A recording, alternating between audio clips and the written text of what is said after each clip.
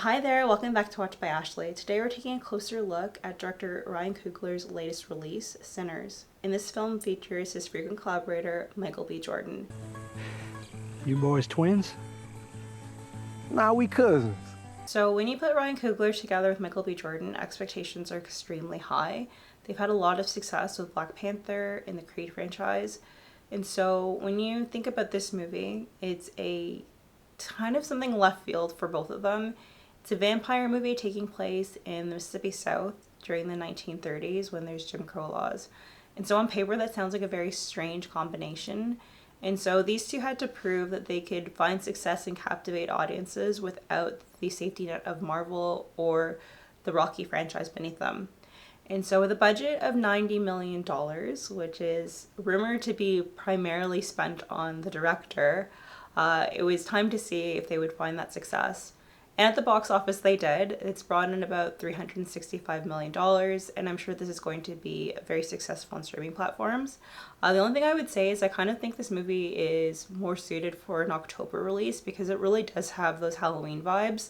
The film doesn't reinvent the vampire genre, but it definitely makes it its own, especially, like I said, with that factor of it being in the Mississippi in the 1930s. Like, it's very interesting the way they decided to tell the story. Without going too heavily into spoilers, the plot here is that we have criminal twins, Smoke and Stack, who are from Mississippi, of course, and they've just come back from a short stint in Chicago, and they want to find success in their hometown, so they decide to open up a juke joint, which is kind of like a place for workers to, for colored workers to relax and unwind after a long day of work with music and alcohol.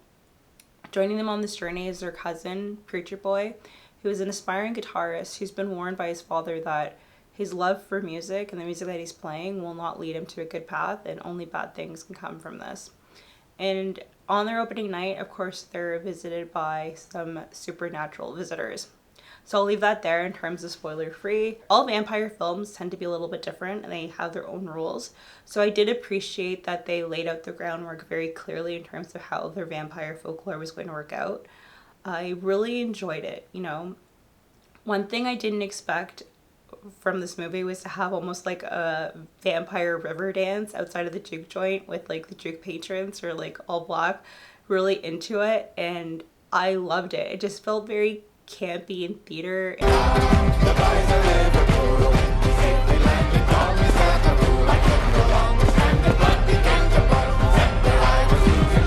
The performances were really great, especially there's a scene where Remick, our main vampire, and his two underlings, they approach the juke joint to be let in, and they're singing a song, and it's so eerie and simple, but it sticks with you, kind of gets to your bones, and it was just chilling, and I really enjoyed it. Also, they explore the culture of music, the impact it has, how it connects you to your ancestors, so it was a nice touch here. The music definitely is almost like a character in the film. It was a captivating movie. I was entertained from beginning to end.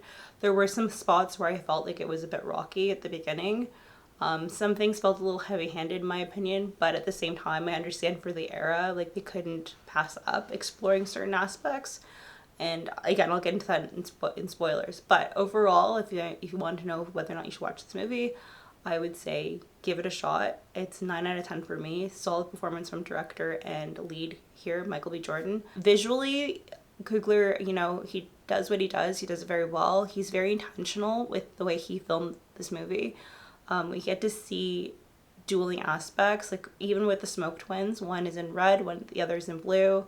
You get to pick up on the little nuances in their personality. Also the difference in how they see the world and women, we see that as well. Like, they both have very different partners that they've chosen. In terms of the visuals, like with the church and with the juke joint, the structure is very similar, but yet it represents something completely different. The church is all white, it's very open spaced, versus the juke joint, it's in like a reddish hue, kind of reminding you of sin and hell, and it's very compressed. And so I just like that visually, so that in your mind innately you could see the differences. Also, Coogler chose to adjust the aspect ratios throughout the film depending on what was going on, so it really does focus your attention to what the theme is or whatever is going on in the plot. So that was an interesting touch. I'm typically not a fan of aspect ratio switching throughout films, but here it did suit the need of the story. But as I mentioned, the film is not perfect. There are some things that I felt were a little heavy-handed or didn't necessarily flow well. Like when the movie first started, I was a bit worried that it was going to be exploitive in terms of like slave trauma, and I'm not really a fan of films like that. So when they started having like slave hymns being hummed, I was a little apprehensive, and it kind of reminded me of Waiting. There's a scene there where he's humming and it sounded, again, it's just a trope, and I was a little bit concerned at first. Then there was the aspect of the clan that was introduced in the film, and I understand for the time period it would be pretty hard to avoid putting that piece in. Smoke ends up having an interaction with the clan and he takes them all out. It really reminded me of Inglourious Basterds when they kill Hitler. This was Smoke's version of that. Like he took out all the clan members, and a part of me at the time when I was watching the film, I felt like it was being forced, like it felt forceful into the plot. But then I thought about it a bit more, and really he was probably protecting Stack, who was probably inside the building still, by preventing the clan members from going inside the sawmill. So again, I understand that for the time period it was probably very necessary for them to utilize the clan, but at the same time it just felt a little heavy-handed and a little bit like with a modern tone to it. That's just my only gripe. Like I was watching the film like, okay, well maybe it's an 8 out of 10 at this point.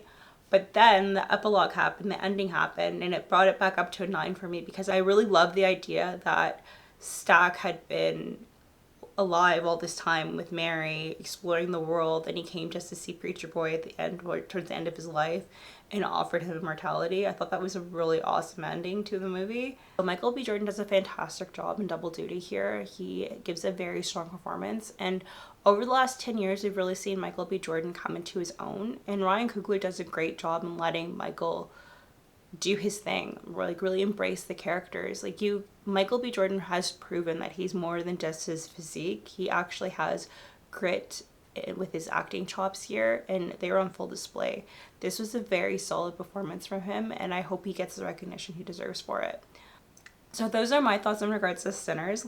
Let me know in the comments below if you thought Michael B. Jordan knocked it out of the park with his dual performance. But that's all I have for you today. Thank you so much, and I'll see you next time. Take care. Bye.